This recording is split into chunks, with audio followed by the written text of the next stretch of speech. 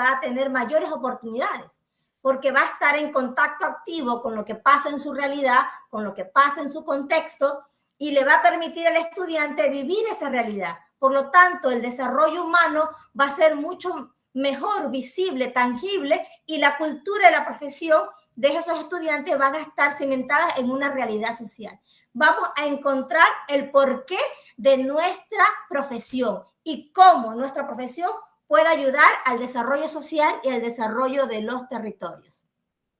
No sé si cumplí allí los minutos, querida Andrea. Muy bien, Tânia, muy bien. Estou acá anotando. André, que tal? Muito bem, boa noite, Andréa, e todos os demais já citados, né? Simone, prazer estar com vocês, Tânia, professora Carla. Responder o que é a extensão nesse contexto contemporâneo, me parece que e claro, tentando conduzir para as áreas que investigam, onde tem mais concentração, me parece que é uma grande oportunidade para uma virada epistemológica que a escola, a educação como um todo, insistiu em não fazer, né?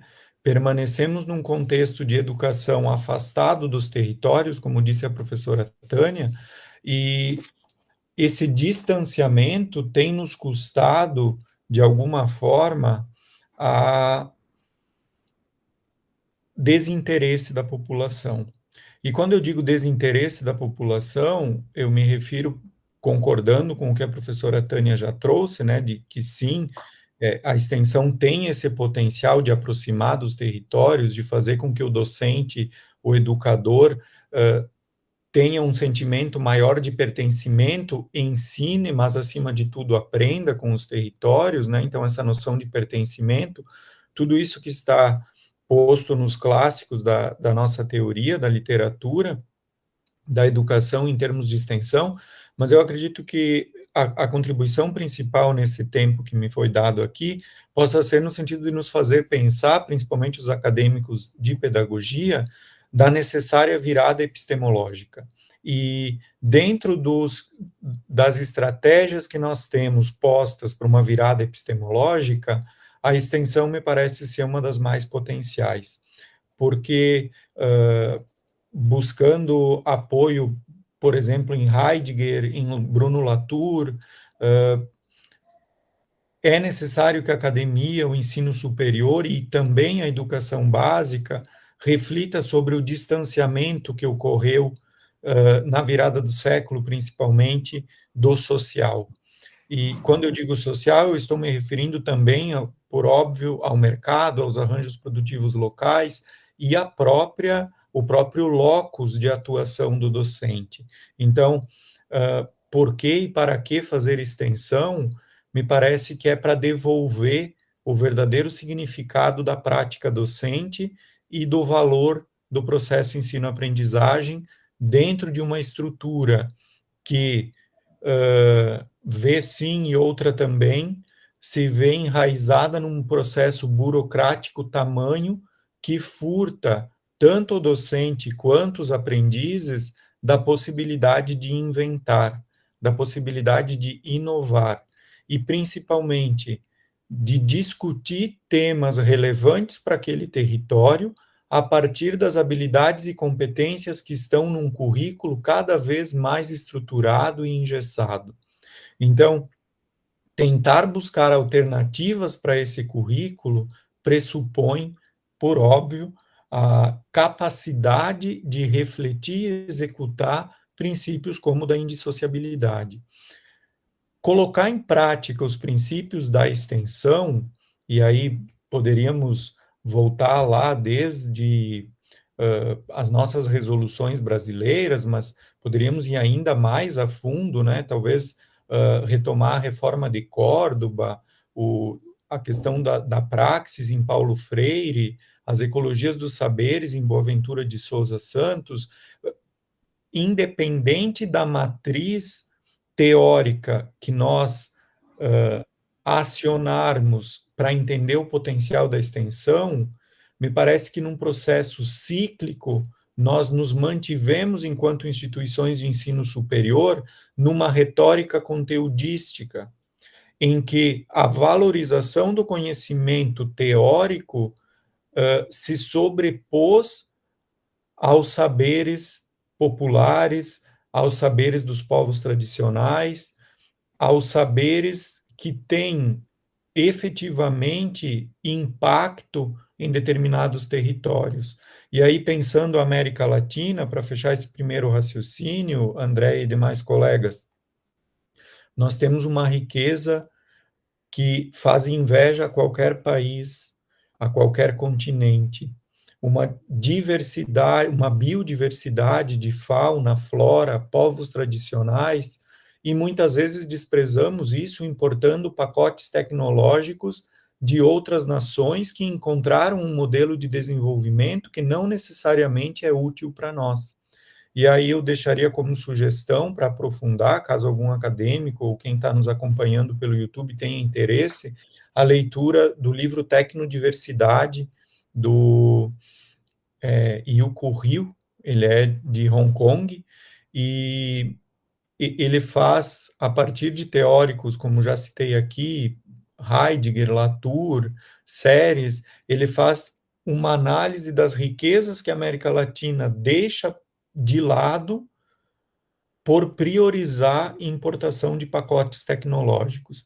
E aí, se nós fizermos um exercício rápido, inclusive pensando a inovação pedagógica, quantas e quantas tecnologias nós compramos como sendo potenciais? Sala de aula invertida, ensino por projetos, mas vejam, ainda estão naquela espiral, naquele retrocesso conteudístico. Então, a extensão, fechando finalmente, a mim parece, ela é uma das poucas estratégias potentes para nós colocarmos em fruição o papel da educação na relação com os territórios. E, claro, nesse sentido, o currículo ainda se mantém como imperativo, mas ele mesmo, finalmente, sob pressão contínua, passa a aceitar melhor a inovação. Isso redesenha a gestão da universidade, da escola, redesenha a postura do docente, redesenha a verticalização estruturalista que nossas carreiras, infelizmente, criaram, recriaram e sustentam. Então, eu vejo com esse potencial, assim. Então, o que é a extensão para mim, acho que é uma boia de salvatagem para a educação nesse contexto contemporâneo de profundas transformações, né, inclusive impulsionadas pela cultura digital. Obrigada, professora Andréa. Aproveito aqui para retomar que a professora Tânia Zambrano, do Equador, já fez seus comentários, o professor André de la Poça, do Instituto Federal de Santa Catarina, aqui no Brasil, acaba de fazer seu comentário, e também temos conosco a professora Carmen Barrueta, da Venezuela, e a professora Simone Imperatori, CEO do Grupo Educacional Sobresp, que agora falará conosco sobre a concepção e o sentido da extensão para ela, ou para as instituições que ela trabalha, que ela representa. Estamos ao vivo no canal do YouTube e que agora estamos nesse terceiro ciclo de extensão universitária. Simone, por favor. Grata, André, pelo convite, pela oportunidade de estar, então, em ótima companhia nas trilhas da extensão no Brasil, e especialmente na Latinoamérica. Temos tido várias discussões, inclusive recentemente estivemos juntas, eu e Tânia, né, discutindo, né, junto aos colegas colombianos e equatorianos, né, exatamente o mesmo questionamento, de que extensão estamos falando. E acho que o professor André nos traz, né, uma costura muito interessante e relevante, né, porque antes de pensar de que extensão nós estamos falando, é de que ensino superior, de que educação superior estamos falando, né, e que remodelagem e ressignificação se faz presente e emergente a partir desta ressignificação. Tenho trabalhado, como tu disseste, Andréa, em várias instituições brasileiras, né? Tenho compartilhado algumas experiências e como professora extensionista que se fez na extensão e que se tornou pesquisadora a partir e na extensão. Então, sempre entendo a extensão como um percurso socioformativo. Essa tríade que se dá, vamos dizer assim, da universidade, da instituição de ensino superior, com a sociedade, sendo capitaneada, protagonizada por alunos sob orientação docente, isso nos dá um ethos que é socioformativo, sociocultural, socioprodutivo, e que ele vem de um processo, e prescinde, melhor dizendo, de um processo prévio de territorialização da própria universidade. Porque exatamente o que a professora Tânia e o professor André colocavam anteriormente, de um currículo que desnuda o território, um currículo atravessado por problemas reais, né, por questionamentos, por tensões reais, um currículo que se traduz em produção contínua de conhecimento, né, mas um conhecimento que legitima outros saberes. E não somente o saber institucionalizado e acadêmico, né? Um currículo que continua sendo uma disputa política, uma disputa, né, vamos dizer assim, quase que uma hegemonia por vezes, né? Então, nós trabalhamos essa tensão, mais do que a extensão do currículo, é esse tensionamento, né? Então, em uma extensão que coaduno com Tânia, né, que tem esse aspecto de vinculação, né, como é que eu vou dizer, suplanta qualquer atividade que seja assistencial, que seja eventual, que seja inorgânica, né, que se aproxime de qualquer coisa que provoque em todos nós acadêmicos né, essa proximidade, né, com esse território, e que nos possibilita que esses diferentes atores sociais, né, possam, vamos dizer assim, compartilhar da produção de conhecimentos e da legitimação desses diferentes contextos. Não prescinde, ela não pode nascer, né, dissociada da pesquisa, como foi dito aqui, né, mas também eu pergunto de que pesquisa estamos falando. Porque sempre eu pergunto isso, porque parece assim que se a gente não souber exatamente, nós estamos falando de graduação no Brasil, né? Quiçá nós falamos hoje minimamente em extensão na pós-graduação. São poucos os programas de pós-graduação no Brasil que entendem que a extensão também pode fazer parte, deve fazer parte do processo formativo dos nossos mestres e doutores. Mas falando em extensão, à luz da legislação que nos obriga legalmente hoje a termos 10% do currículo em programas e projetos de extensão, porque quando a gente fala em atividades eventuais, a gente não pode aceitar, e no meu caso eu não aceito, cursos, eventos, né, e prestação de serviços, né, como atividades extensionistas.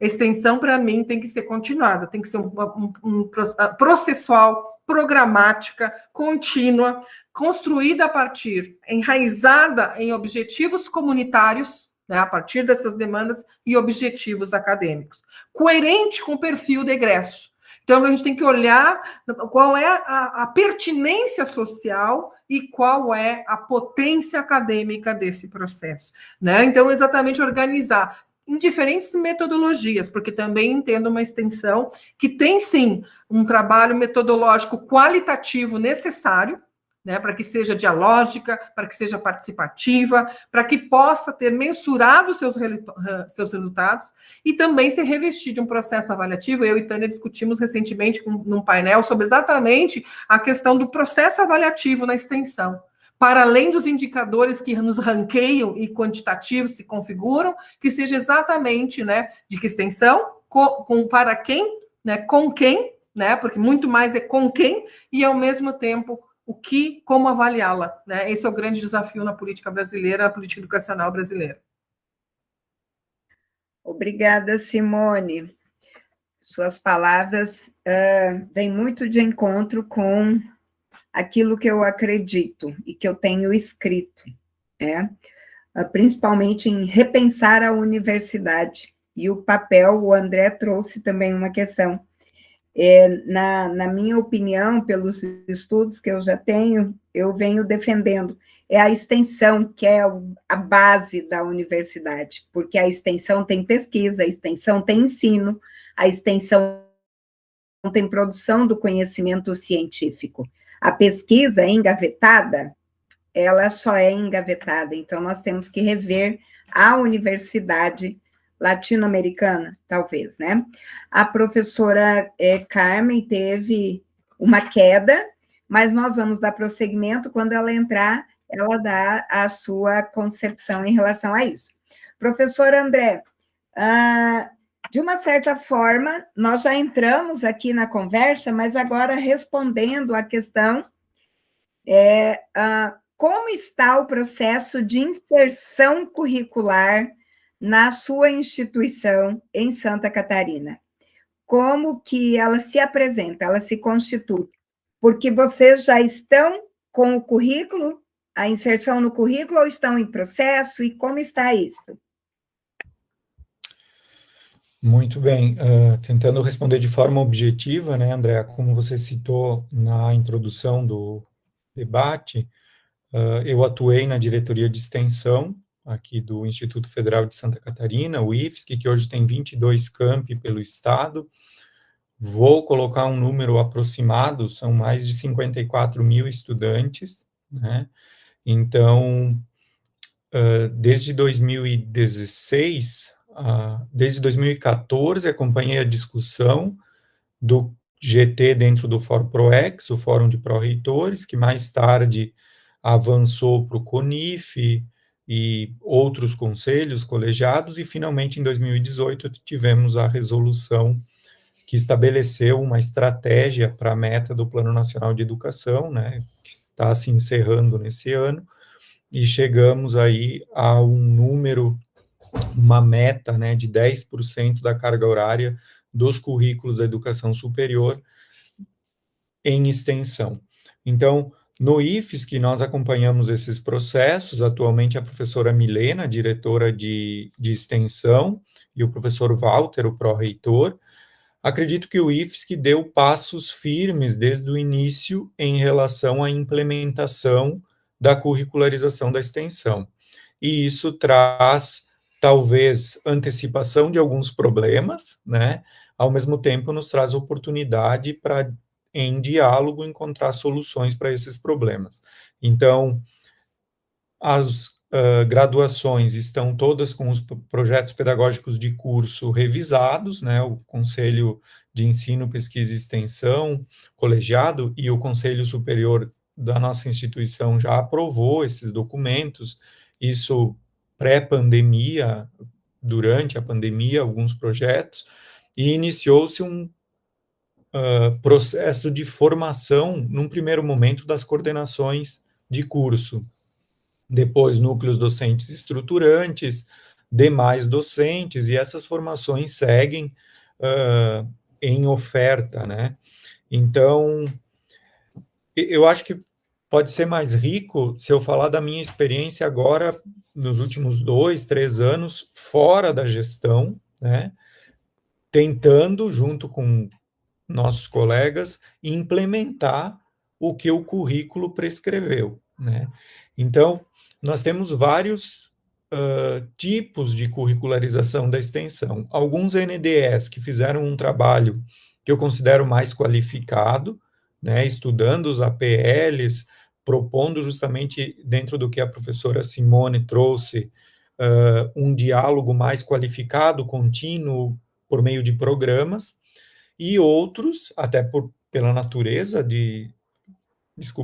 pelo momento histórico de serem cursos mais novos, em municípios menores, temos outros que foram mais pro forme, revisaram o currículo, colocaram a previsão das atividades de extensão, alcançando a porcentagem. Então, imaginemos, por exemplo, uma engenharia civil, são 400 horas, pelo menos, de atividades de extensão.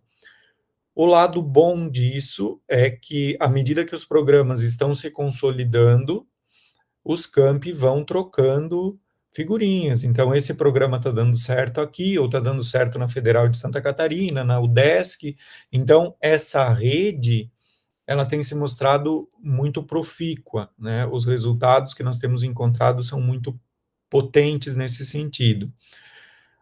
Um outro ponto que eu gostaria de destacar é a receptividade dos acadêmicos. Eu acho que quem está se desafiando a promover a estratégia da curricularização da extensão está vendo que é acertada, embora ela tenha um marco legal, né, um número lá de 10%, na prática faz-se muito mais que 10%, porque o estudante ele é envolvido por aquela metodologia, por aquelas estratégias, e isso traz, novamente me referindo ao ponto que a professora Simone e a professora Tânia levantaram, traz um significado para o processo de aprendizagem que é muito mais potente.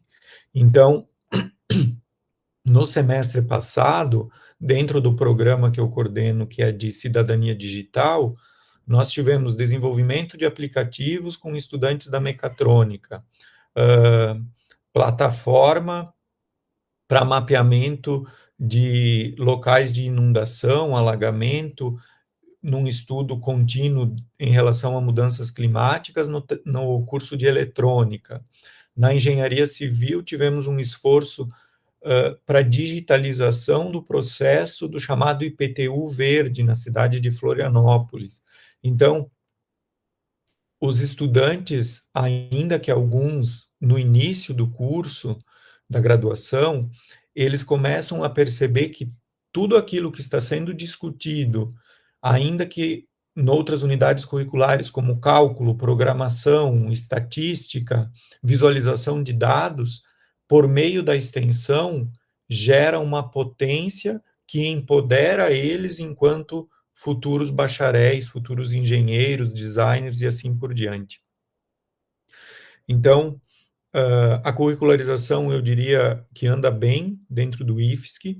Claro que poderíamos abrir, não sei se isso está previsto no seu roteiro, na sequência, Andréia, mas assim, faltam recursos financeiros e recursos humanos. Eu já estive aqui no GFOP, né, conversando com os acadêmicos em relação a isso, e acho que nesse ponto avançamos pouco enquanto país, né, os recursos verticalizados estão prioritariamente na pesquisa, e sim, lamentavelmente, as instituições públicas federais sofrem hoje para manter os prédios funcionando, né? Então, temos precarização do orçamento, temos dificuldade de manter fatura de energia elétrica, ônibus para as visitas técnicas, equipes terceirizadas, ainda uma certa carência de laboratórios. Então, esses problemas, eles estão presentes, mas eu gosto de ser um pouco utópico e esperançoso nesse sentido. Melhor que tenhamos esses problemas e um currículo vivo, a termos esses problemas e continuarmos nos currículos conteudistas, né? Então, eu encerro por aqui, até para ouvir as colegas, e depois posso retomar na próxima. Obrigado. Tá joia, André, muito obrigado. Foi ótimo você ter trago esse elemento dos recursos. Agora, eu queria só te fazer uma pergunta. Que eu estava notando, tem a inserção em programas, tem projetos, mas tem disciplina também, né?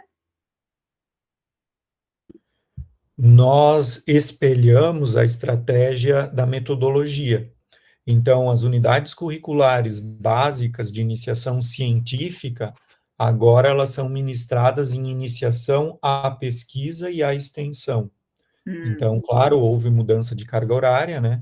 Mas trabalhamos lá os princípios da extensão, é justamente uma tentativa de dar significado para a indissociabilidade, né? Então, sim, tem disciplina teórica sobre metodologia de extensão, mas ela não computa nos 10%.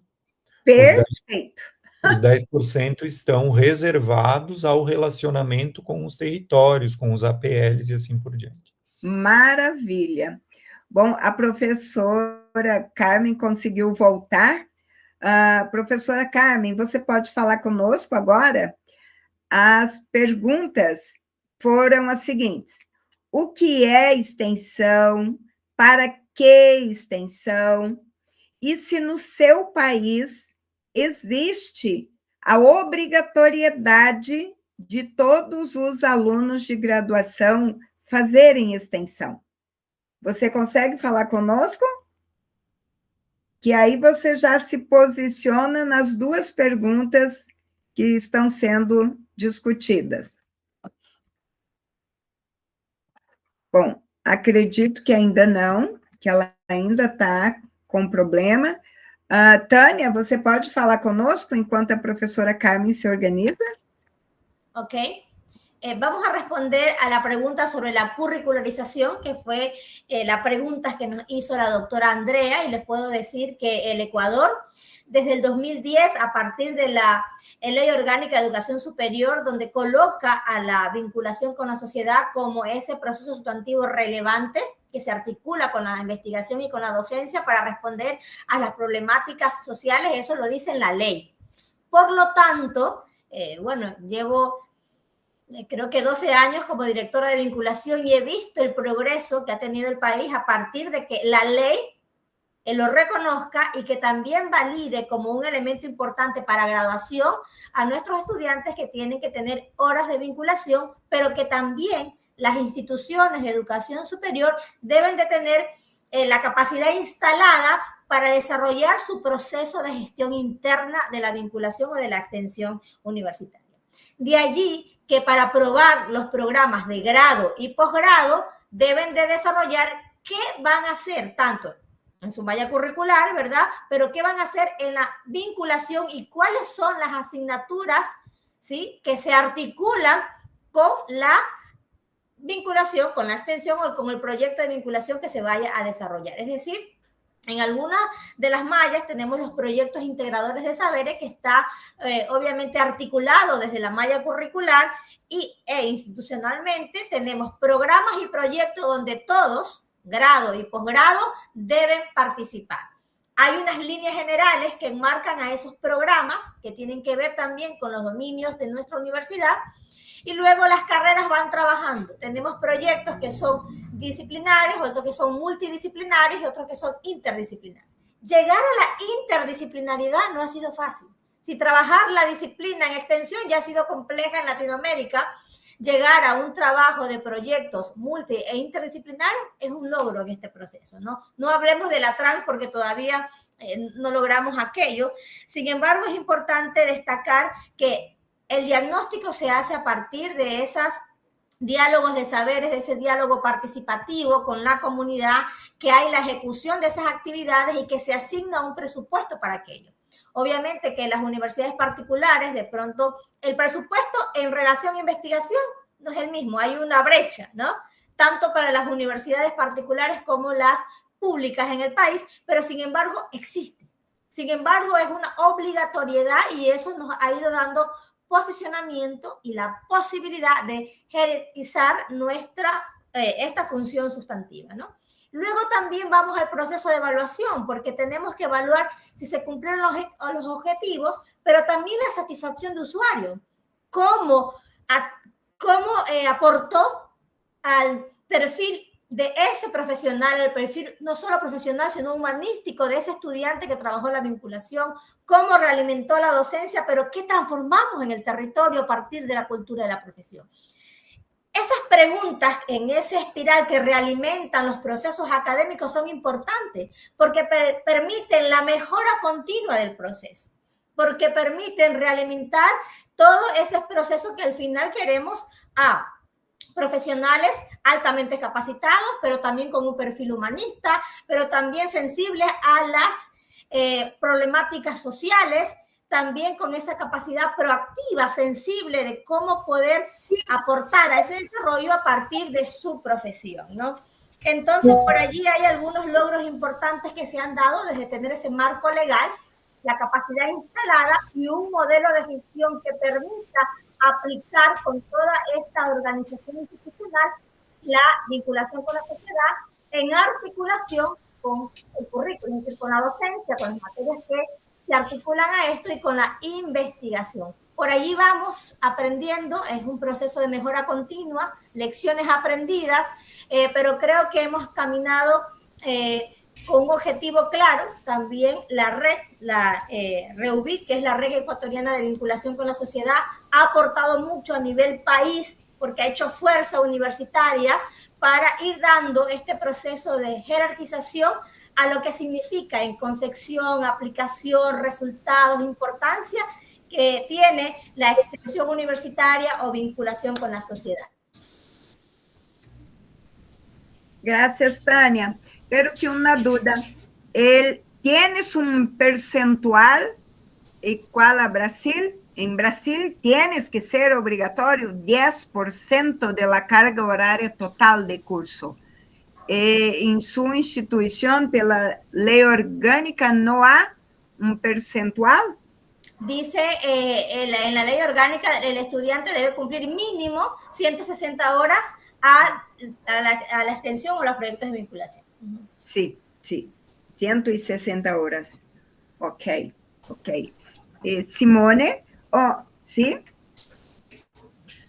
Bom, vou falar, eu passei por várias experiências, né? Mas e apesar das suas especificidades, né? Porque extensão é identidade institucional, é missão, visão, valores, né? Princípios institucionais, alinhamento institucional e território.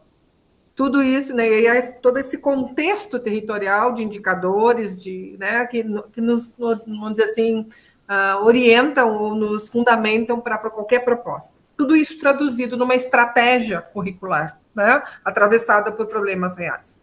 Então, eu tenho traduzido nas instituições que eu tenho trabalhado. Primeira questão, é quase um roteiro, eu fico me lembrando das primeiras discussões lá em 2005, 2006, né, quando a gente estava trabalhando na reestruturação curricular e dizendo, primeira questão, qual a nossa concepção de educação, né, qual o nosso sentido e pertinência social, o que diz o nosso PDI na nossa missão, visão e valores, né, então, qual o perímetro que estabelecemos como território de inserção, porque todos os nossos planos de desenvolvimento institucionais, inevitavelmente, eles falam sobre o compromisso com o desenvolvimento das regiões onde estamos inseridos.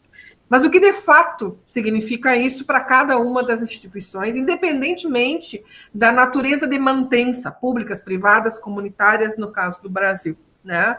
Então, o que significa isso? Essa primeira reflexão. De que instituição nós estamos falando? Qual a nossa identidade? Qual o nosso território? Né?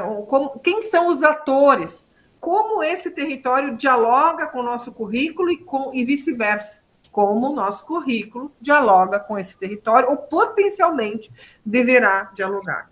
Então, esse processo de territorialização é um processo, como eu já falei anteriormente, necessário. Porém, sem haver a ressignificação da extensão, porque daí, como o professor André coloca, tem cursos em diferentes estágios da extensão universitária. E a gente tem que respeitar isso. Mesmo uma única instituição, seus diferentes campi, nos seus diferentes cursos, as suas diferentes carreiras, tem diferentes perspectivas de extensão. Né? Então, aí uma questão importante é quais são essas concepções e, ainda mais, quais são as suas práticas. Né? Porque ainda há muitas contradições entre o que concebemos e o que efetivamente fazemos.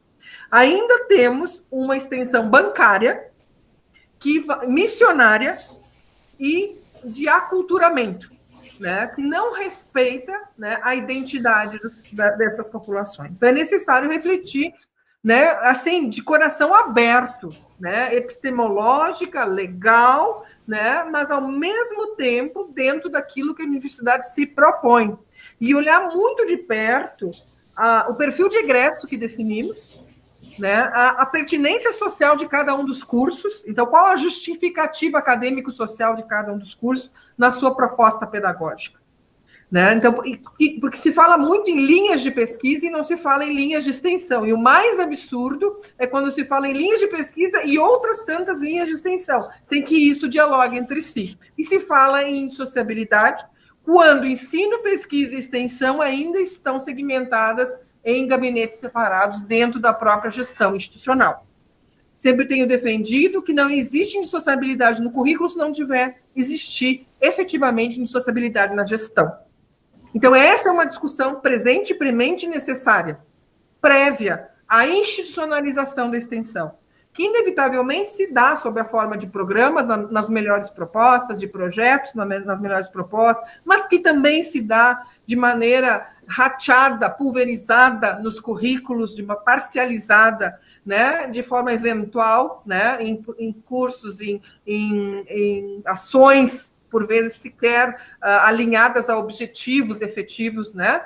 E ter isso claro, essa clareza de que qual é o objetivo, qual é a metodologia, qual é o público, e discuta principalmente, como se a gente ainda pudesse sair da universidade com um projeto embaixo do braço e aqui vim fazer isso, né? Como se isso não fosse parte do processo, né? Mas também uma extensão que tem que passar no seu processo pelo diálogo intrainstitucional, para que a gente se conheça reciprocamente dentro da própria instituição. Porque muito se fala em diálogo com a sociedade, mas a própria universidade não dialoga entre si. Os cursos não dialogam entre si. As pessoas têm iniciativas, por vezes, até muito bonitas, muito maravilhosas, e que não há uma interprofissionalidade, uma indissociabilidade ou uma integração, ou de forma, né, possível, né, esse trabalho concertado. Então, é preciso esse diálogo intra-institucional e também o diálogo interinstitucional. Então, para que a gente possa dialogar com esses atores, trazer esse currículo como uma responsabilidade coletiva, colaborativa e cuja implementação se dê com a própria sociedade. Então, é preciso, não se pode abrir mão disso, né, porque esse também faz parte do processo. A curricularização se dá depois também de uma institucionalização. Isso que o professor falou ali, eu tenho o meu programa, né? Tenho um programa na minha instituição. Pois é, tem que estar definido claramente. Afinal de contas, não adianta a gente partir de uma série de esforços, né? E não ter vamos dizer assim, uma concertação programática bem sistematizada, para exatamente poder partir de uma linha de base, sabendo com quem vai dialogar, quem são os públicos potenciais envolvidos e não alvo, né, pelo amor de Deus, e muito menos beneficiários. Isso passa por uma revisão da própria semântica da extensão, né? Então, a necessidade da gente definir, né, essa estratégia a partir dessa discussão que é colaborativa e que é permanente. Eu acho que não existe como a gente dizer, o meu processo é assim. Ele está sempre inconcluso, sempre incompleto, sempre presente, né? Sempre sendo reavaliado. E a gente sim tem que definir que método, tem que investir em formação docente. Para mim, o maior problema são os docentes, tá? O maior limitador são os docentes, porque o que, na verdade, nos carece de uma formação docente efetiva em extensão. Né? As instituições, por vezes, né, precipitam as discussões sem exatamente colocar em pauta a formação docente em extensão, que muito poucos têm formação e muito menos experiência em extensão. Né? Então, por isso a gente precisa investir, e esse é um ponto presente, e é um luto docente de perda de conteúdos, e é isso que nós temos que enfrentar, como se não se pudesse estabelecer processos socioformativos de vinculação social, de conexão, né, com o nosso tempo, território e, vamos dizer assim, e gente, dentro e na extensão. Então, e também esse processo de aprender na extensão, né, nos tira dos docentes o ensinar, né, como verbo, né, definitivo na prática docente. E ir além da prática é o maior desafio, ou de um conjunto de práticas, porque extensão não são práticas, são práticas. E é por isso que nós temos que investir na ação, reflexão, ação permanentemente, teorizando sobre nossa própria prática. E nos desvincular da prática a partir da teoria, porque extensão não vai rolar por aí. Vou parar por aqui. Simone, muito, muito bom. O professor André tem um outro compromisso, mas se você puder, André, pelo menos em um minutinho, responder a nós. vocês têm trabalhado projetos de extensão vinculado aos ODS, os Objetivos do Desenvolvimento Sustentável? Ou isso ainda não está sendo pensado, articulado? Certo. O IFSC é signatário da agenda, né, ainda quando ODMs, né, talvez, certamente as colegas aqui da mesa, a Simone, a Andréa, reconhecem essa sigla, né, os Objetivos de Desenvolvimento Mundial, depois passou a se chamar ODS, e o próprio sistema acadêmico, para registro das atividades, seja no contexto de um programa ou de um projeto, é necessário vincular a pelo menos um ODS, né? E lá nas unidades mais teóricas, como a de metodologia, nós trabalhamos os indicadores, o conceito de desenvolvimento, então muito a partir do Amartya Sen, com ampliação das liberdades, as questões de cidadania, e derivando desses debates de desenvolvimento regenerativo e sustentável, nós chegamos na Agenda 2030, né? Então, sim, isso está enraizado, né? E também, por exemplo, o estudante ele quer concorrer a uma bolsa. Na proposta que ele encaminha, ele precisa justificar a sua atuação em relação aos ODS. Fomento para participação em eventos, da mesma forma. Então, e muito feliz a sua fala, professora Simone, em relação à institucionalização, né? Desde o PDI até a praxis, né? Isso precisa estar muito alinhado. Então, acho que vou deixar aqui uma batata quente para as colegas que vão seguir o debate, já me desculpando por me retirar, nós tivemos um pequeno imprevisto no início e aí acabei atropelando a minha agenda. Mas as matrizes orçamentárias que discutem o direcionamento também são parte da instituição, né? E aí eu tenho muita, assim, me sinto muito feliz em compartilhar com vocês que ainda em 2015, se eu não estou enganado, à época a nossa reitora era a professora Maria Clara, uma matemática, hoje está aposentada, conseguimos aprovar no Conselho Superior a equivalência de orçamento entre pesquisa e extensão, né? Então, isso ainda é pouco, né? Se olharmos para a matriz CONIF, a Tânia talvez não reconheça essas siglas, mas o CONIF é o Conselho de Reitores da Rede de Institutos Federais e Escolas Técnicas, mas a matriz CONIF já coloca, no caso do IFSC, uma divisão equivalente do orçamento disponível para pesquisa, inovação e extensão, né? Então, acredito que avançamos bastante, os desafios ainda são gigantescos, com frequência nós somos convocados a ajudar os estudantes, né, com recurso para visita técnica. Recentemente tivemos um problema de frota sem seguro, então tivemos que cancelar algumas ações fora do campus, que são parte do programa, né? Mas a gente vai se virando, essa é a realidade que nós temos. Temos projetos dentro de um quilombo, temos projetos em comunidades indígenas, então a digitalização, que é o mote principal do programa que eu atuo, ela está bem desenhada nesse sentido. Semestre a semestre, errando, aprendendo, fazendo novas conexões e trazendo essa oxigenação para a instituição, que, como eu disse lá no início, só a extensão consegue fazer isso, né? A extensão pelos territórios, o diálogo dos conhecimentos, isso que nos torna, de fato, referência. Não queremos ser referências para uma plataforma estatística, não queremos, eu brinco com os meus alunos e tomo a liberdade de reproduzir essa brincadeira aqui. Quando vocês estão se perguntando se vale a pena estudar e fazer extensão, pensem se vocês querem alimentar as traças com materiais que vão parar em fundos de gaveta, prateleiras de bibliotecas, repositórios digitais, ou se vocês querem, de fato, gerar impacto nas comunidades de onde vocês vêm. e felizmente isso tem trazido ainda tímidos, mas expressivos resultados. Sempre em diálogo, governança, os arranjos produtivos locais e a academia. Então, sim, é indissociável, e vou repetir, os estudantes amam ser protagonistas, e aí o nosso caminho enquanto educadores fica bastante facilitado, porque temos que estar disponíveis para aprender com eles, aprender com a comunidade externa, e a extensão é um lugar seguro para isso.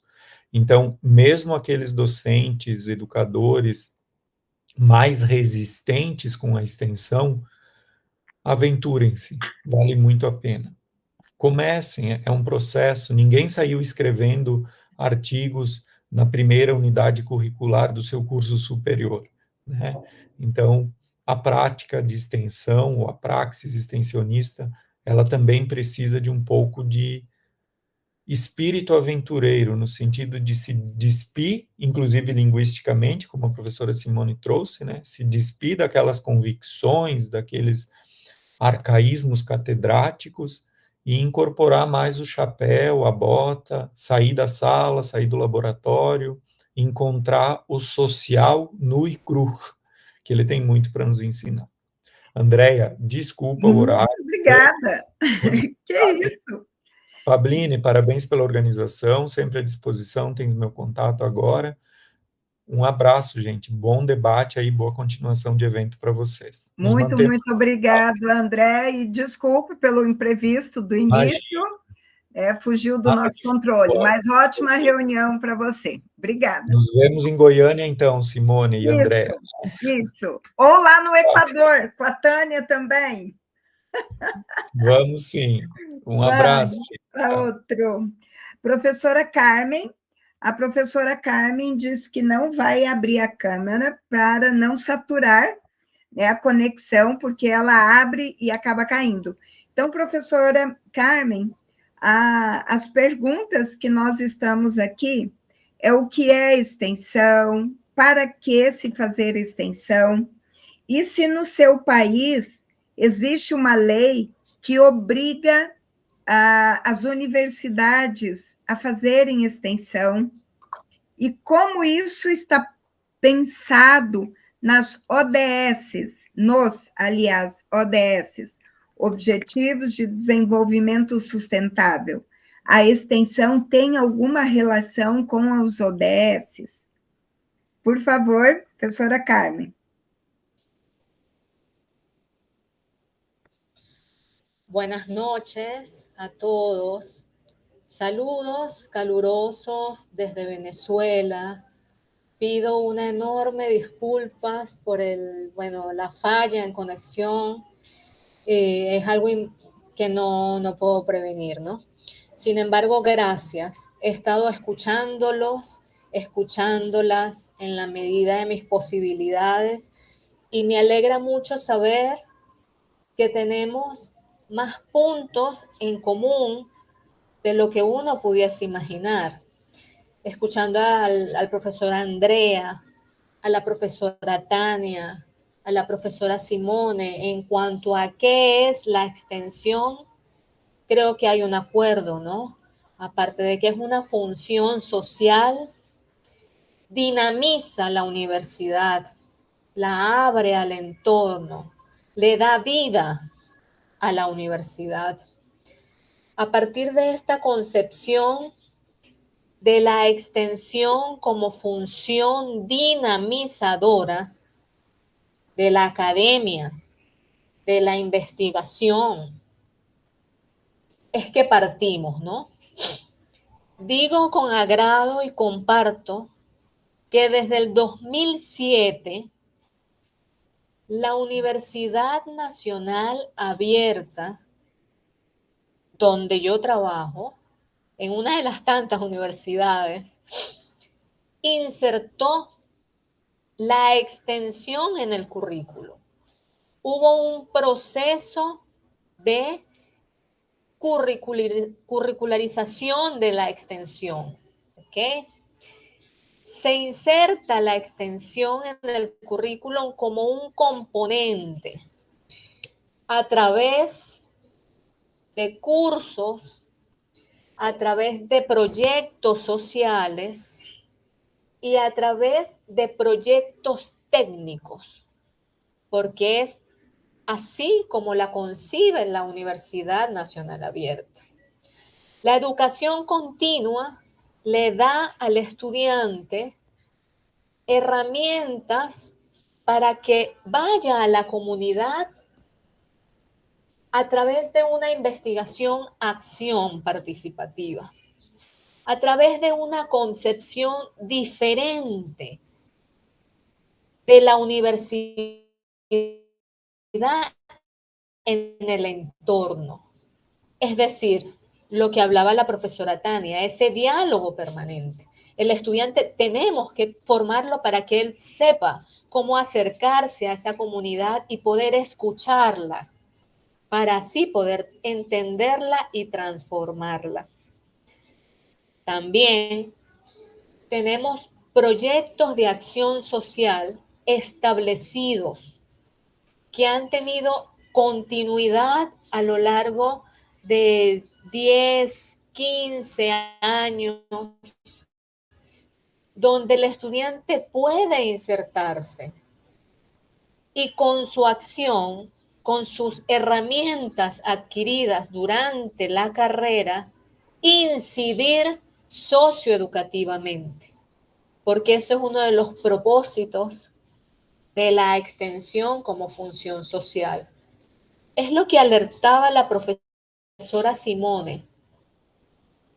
No es dádivas, no son cursos puntuales, es acción bidireccional, es diálogo permanente y sé que ustedes me van a entender muy bien, porque es una acción transformadora. Y hablamos de Paulo Freire, ¿no? Transformar al estudiante a través de la formación, y solo así podremos lograr que el estudiante entienda su realidad y la transforme. Los proyectos de asistencia técnica, quiero tomarme unos minutos para explicarlos, porque son esas acciones planificadas metodológicamente, donde el estudiante, a través de sus herramientas profesionales de la carrera, es decir, cuando ya está en un estadio avanzado, es que él las aplica en la sociedad. Un ejemplo de ello son los proyectos de las carreras de ingeniería, en informática, en soporte técnico, en desarrollo de sistemas, donde nuestros estudiantes, ¿verdad?, se acercan a la comunidad, detectan conjuntamente con ellos cuáles son las prioridades a través de diagnósticos participativos e inciden. ¿Ok? Bueno, humildemente ese es el componente de extensión universitaria. Ahora bien, ¿para qué la extensión? Me preguntan, ¿no? No, para confrontar lo que se enseña en la universidad.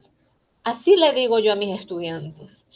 Yo aquí puedo enseñarles algo, pero espero que ustedes vayan a la realidad y lo confronten, valoren su utilidad.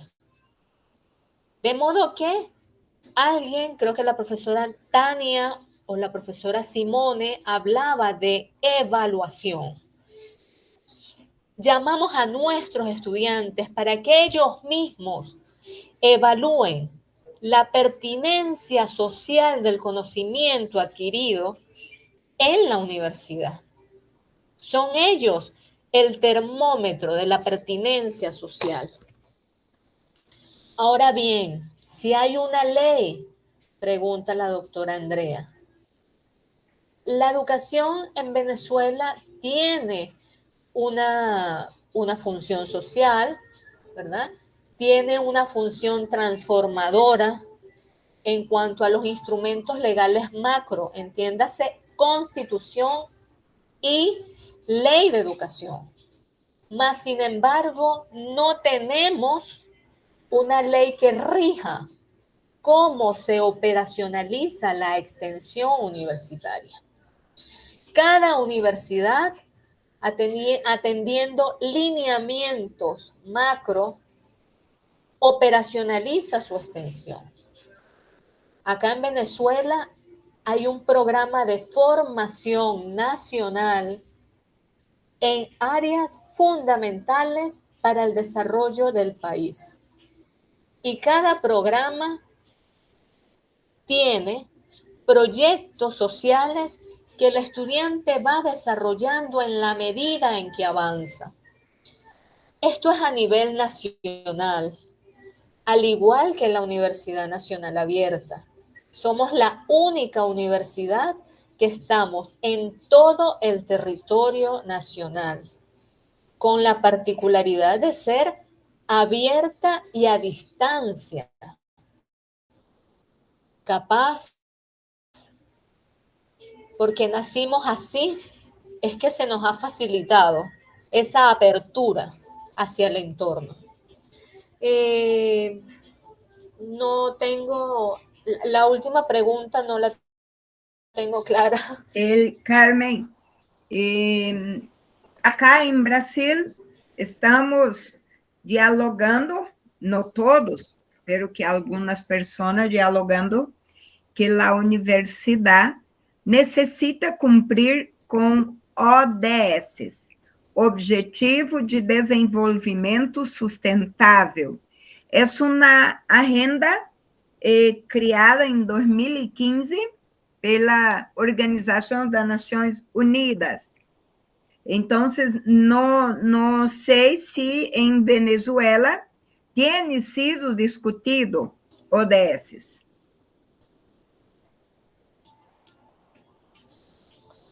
Ok, no hay un lineamiento, ¿verdad?, homogéneo que nos diga a todas las universidades a nivel nacional hacia dónde tenemos, ¿verdad?, que dirigir nuestras acciones en torno a los objetivos de desarrollo, ¿no? Sin embargo, existen iniciativas particulares de las universidades, ¿ok? Desde, sobre todo, las funciones básicas de la universidad, la docencia, la investigación y la extensión. Un caso que puedo citar, del que puedo hablar, es del grupo de investigación en extensión universitaria, ¿verdad? Es el único grupo de investigación que hay a nivel nacional oficial. La doctora Teresita Pérez de Maza, que hace vida en este grupo, es su directora, ¿ok? Y dentro de las líneas de investigación en ese grupo existe una línea enfocada a desarrollo de la investigación atendiendo los objetivos de desarrollo sustentable. De modo que existen productos de investigación, llámense artículos, ponencias, que, bueno, apuntan tímidamente hacia allá. Nosotros como profesores motivamos, alentamos, asesoramos cualquier tipo de investigación que nuestros estudiantes pudiesen tener el interés de desarrollar, ¿ok? Eso ha sido nuestra acción en ese sentido. Ah, sí, muy bien. Vamos a hablar con Teresita, ¿sí? Simone e Tânia, depois, como está a discussão dos ODS e extensão? Bom, Andréia, desde quando nasce a primeira proposta extensionista, ela tem sido atravessada pelos ODS, né? Exatamente porque essa é uma agenda presente e refletida dentro das instituições, especialmente as que eu tenho trabalhado. E normalmente eles têm se direcionado, né, e focado em educação de qualidade, as questões de gênero, redução, né, a questão da igualdade, equidade de gênero, o enfoque na redução das desigualdades, saúde e bem-estar, trabalho decente, crescimento econômico, a questão das cidades sustentáveis, territórios sustentáveis, né? A promoção da cultura de paz e justiça, entre outros. Mas esses aqui são, vamos dizer assim, dentro das nossas estratégias programáticas, têm sido os mais presentes, né? Porque essa referência, ela expressa, né, a escolha das temáticas de projetos extensionistas que já tínhamos, né? Então, a gente fez um alinhamento. E todo esse compromisso, né, ele tem orientado a ação extensionista como um vetor de inovação social, né? E aí nós estamos falando de currículos inovadores com impacto social, né? E isso em consonância, então, com toda a conceituação de extensão que temos, a organização a orientação da pesquisa, né? Então, assim, a extensão orientando a pesquisa, porque nós estamos falando muitos lugares a gente fala ensino, pesquisa e extensão, né? Na instituição que eu trabalho, e eu tenho trabalhado extensão, pesquisa e ensino. E tenho trabalhado não uma questão aqui de um ranqueamento, de importância, mas de uma extensão que problematiza o território, que se vincula, usando o termo da Tânia, né, que é a vinculação, né, que se vincula, a partir dela se vincula ao território, às pessoas, ao seu tempo e espaço, né, que problematiza esse território, que aí orienta a pesquisa a partir das questões de aprofundar teoricamente essas questões, né, de buscar hipóteses, né, então, assim, a partir dessa problematização, então, aprofundar, né, e dialogar, vamos dizer assim, através de diferentes contextos e conhecimentos, né, legítimos dentro das instituições de ensino, nem sempre legitimados, né, através desse diálogo permanente. Mas também tudo isso se traduzindo em aprendizagem, para além do ensino, né? Então, isso ressignifica, vamos dizer assim, a jornada acadêmica, dando um percurso epistêmico completamente diferenciado, né? Então, essa aprendizagem que é investigativa, essa aprendizagem que é questionadora, que é problematizadora, que é política, né? E aqui não me refiro na questão partidária, mas que é política, e daí desnudar exatamente, e desnuda o compromisso com esse movimento, e com esse presente, com esse futuro, e questiona o passado, né? E que realmente ela vai ao encontro daquilo que almejamos, que é no sentido de uma extensão crítica, tantas vezes dialogada nos nossos diferentes momentos e movimentos, mas ainda uma utopia, né? Se a gente pensar no cômputo geral das ações extensionistas, porque ainda se traveste, muitas vezes, de assistencial, ainda se traveste de uma vaidade epistêmica tradicional, e ainda tem uma longa trilha, né? Um longo percurso, né, a percorrer, exatamente no sentido de ressignificar. E isso exige investimento. Eu estou muito feliz, André, porque nesse momento eu estou participando de um grupo de trabalho no Ministério da Educação que está trabalhando a Política Nacional de Educação Superior, porque sequer isso o Brasil tem. O Brasil não tem uma Política Nacional de Educação Superior. A última referência é a reforma de 1968, a reforma universitária, que não nos serve de referência para nada, e muito menos para um fazer extensionista. Então, fazer parte do movimento histórico, né, e aqui representando a extensão, junto com um grupo de pessoas, né, e aqui represento dentro da extensão as instituições privadas, né, que por vezes são invisibilizadas também no Brasil nas suas iniciativas, né, porque muitas vezes não alcançam fóruns de discussão, né, e claro, assim como públicas e comunitárias têm buscado seus caminhos, seus direcionamentos, seus alinhamentos. Então, é muito bom, tá? E aí, quando o professor saiu ali, ele deixou a questão orçamentária, essa discussão também tem essa orientação. Se a extensão ela integra o marco legal vigente, ela tem que ser pauta de orçamento, tem que ser pauta de que lá no Ministério da Educação tem alguém que coordene esse processo, porque hoje, onde está a extensão dentro do Ministério da Educação?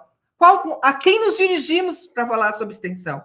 Quais os indicadores da avaliação da extensão? Quem está discutindo essas questões?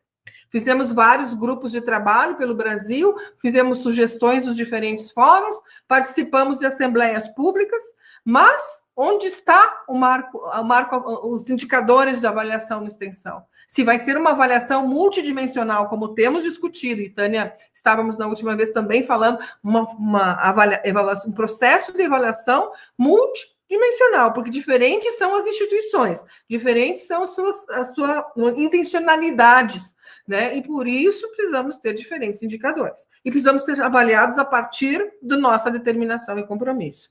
Claro que um mínimo necessário dentro do que o Ministério da Educação. Mas eu diria que o maior desafio no Brasil é sairmos do marco legal e do marco meramente operacional, superarmos as nossas vaidades epistêmicas, né, de conhecimento acadêmico e realmente, né, darmos, vamos dizer assim, luz e voz, né, a uma construção solidária, colaborativa, participativa com os diferentes atores.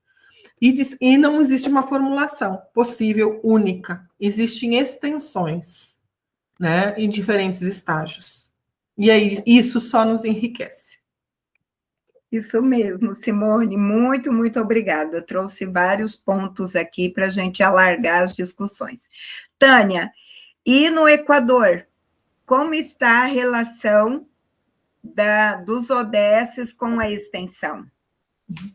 Gracias, Andrea. Bueno, realmente en todos los documentos del país que tiene que ver con la planificación nacional del sistema de educación superior, se alinean los ODS, ¿no? Y cada institución los desarrolla de acuerdo a sus dominios académicos. De hecho, que desde el diseño del proyecto no solo hay que poner los objetivos, sino a qué programa pertenece el proyecto y a qué objetivo de desarrollo sostenible va a contribuir ese proyecto. De alguna manera llevamos alguna estadística a partir de que declaramos desde el diseño del proyecto a qué ODS contribuimos. Sin embargo, como institución, creo que el ODS 17, la alianza para lograr estos objetivos en esos convenios que se tienen con los gobiernos locales, el gobierno provincial, identificados las problemáticas del territorio, la universidad participa y contribuye desde lo que sabemos hacer, desde la ciencia, desde el desarrollo de tecnología.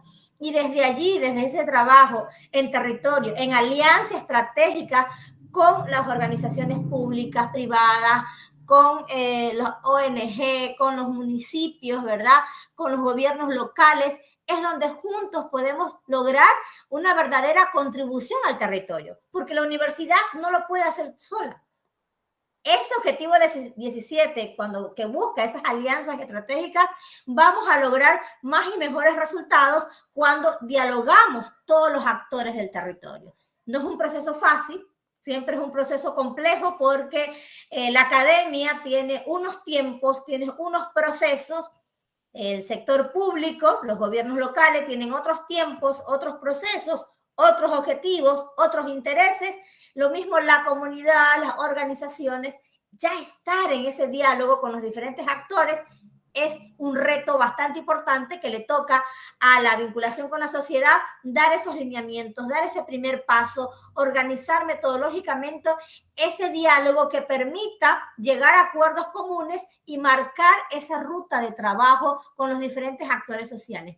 Ese es un punto importante y sigue siendo un reto y un desafío para la institución de educación superior y sobre todo los que trabajamos vinculación o obtención universitaria, ese trabajo articulado con las otras organizaciones.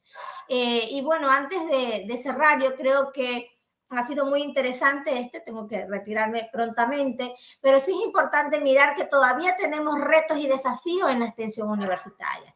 Todavía sigue haciendo falta la articulación de las funciones sustantivas, todavía nos hace falta trabajar de manera más profunda y pertinente los proyectos multi e interdisciplinarios con esta visión de innovación, trabajar la internacionalización, la divulgación de lo que hacemos, no solamente en las revistas científicas para un grupo de personas, sino la divulgación y la difusión de esos resultados a todo nivel, y obviamente el trabajo en red, como estos espacios que nos permiten estos diálogos, que nos permiten repensar nuestra práctica, que nos permiten aprender de otras prácticas y juntos ir construyendo. Esa co-construcción y ese apoyo que tenemos de la red creo que es muy importante para ir fortaleciendo el trabajo al interno de nuestras instituciones en lo referente a vinculación o a extensión universitaria. Tânia, graças. E encaminhando para o final do nosso terceiro ciclo, eu gostaria aqui de socializar um rápido resumo, digamos assim, uma síntese do que conversamos neste ciclo. Independente da nomenclatura, se extensão universitária, vinculação com a sociedade, intercâmbio social, comungamos de que é a universidade com a sociedade, visando a transformação desta sociedade, mas principalmente o impacto na formação do nosso estudante. Precisamos buscar mais estratégias fluidas e dialógicas com a comunidade, para a comunidade, na comunidade. E por isso temos que questionar que ensino superior estamos falando, que ensino superior queremos, porque a extensão é a base da universidade e ela precisa ser entendida, de fato, como um percurso socioformativo, sociocultural. E, para isso, precisamos repensar a universidade bancária, o ensino bancário, a pesquisa bancária e a extensão bancária. Não é essa extensão que queremos. Lógico que precisamos repensar toda a universidade, e, inclusive, o processo avaliativo da universidade, do ensino, da pesquisa e, claro, da extensão.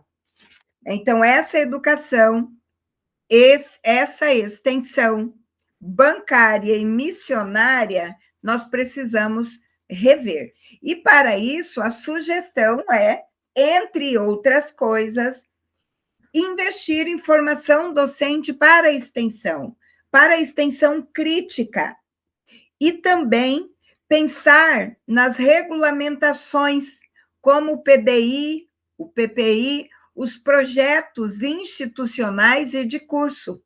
Eles precisam ter esta vertente.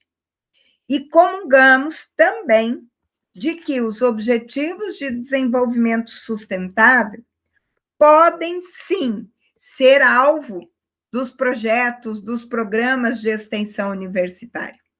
E aqui ficou claro que as instituições estão preocupadas com isso e que, inclusive, algumas já estão institucionalizando, colocando ferramentas acadêmicas para essa vinculação. E quanto a compreender que a pesquisa-ação é uma extensão, isso denota diálogo permanente e a indissociabilidade ou a integralidade das funções substantivas da universidade. Precisamos transformar o estudante, formar o estudante, e não só informar e diplomar o estudante. Para que o estudante transforme a comunidade onde ele vive, ele precisa compreender esta sociedade. E os conhecimentos teóricos e práticos, portanto, práticos, que ele alcançar, que ele construir na universidade, possibilitará ele transformar a si e a sua comunidade. Então, é preciso um currículo inovador, com impacto social, tendo a extensão crítica como mola propulsora. Pessoal, muito obrigada. Simone, Tânia, André, que já saiu, Carmen, muito, muito obrigada. A todos vocês que nos acompanharam pelo YouTube ou que assistirão posteriormente, o nosso muito obrigado. Pedimos mais uma vez desculpa pelo problema no início que tivemos, foi uma invasão. Infelizmente, tivemos que abortar o início da transmissão por conta desses problemas que fogem ao nosso querer. Mas estamos aqui, firmes, fortes, lutando por uma extensão crítica, acadêmica, processual, orgânica, prática, que transforme vidas e não simplesmente cumpra uma burocracia sem um sentido humano de existência. Obrigado, Tânia, obrigado, Simone, obrigado, Carmen, obrigado, Pabline, que está aí nos bastidores, e vamos encerrando o nosso terceiro ciclo. Em agosto, voltamos com o quarto, quinto, sexto ciclo, e mais pessoas fabulosas como as que estiveram hoje aqui conversando conosco. Até mais. Tchau, gente. Obrigada.